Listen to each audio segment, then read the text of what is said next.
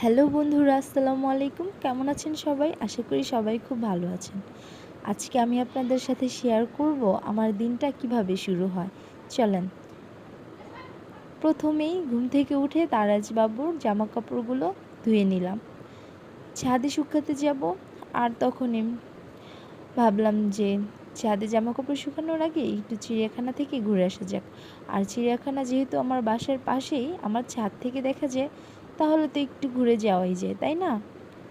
তো এই তো চিড়িয়াখানা দেখা যাচ্ছিল, কিন্তু আজকে চিড়িয়াখানায় খুব মানুষ কম, একদমই ফাঁকা ফাঁকা লাগছিল।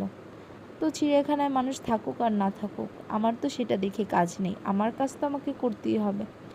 তো এগুলো দেখে তো আর কোনো লাভ হবে না। এই তো একটু ঘোরাফেরা করে আবার নিজের গন্তব্যে চলে যাব। তারপর একটু মনের আনন্দ, এত কাজের মাঝখানে একটু বিরতি তো নেওয়াই যায়, তাই না?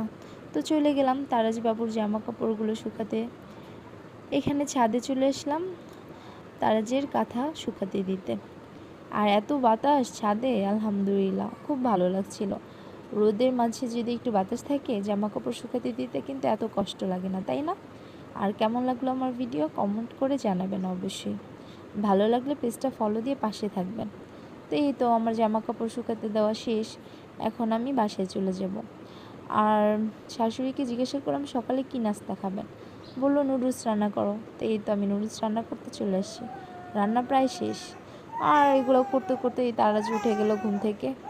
তো এই তো তারাজকে এখন খাওয়াবো।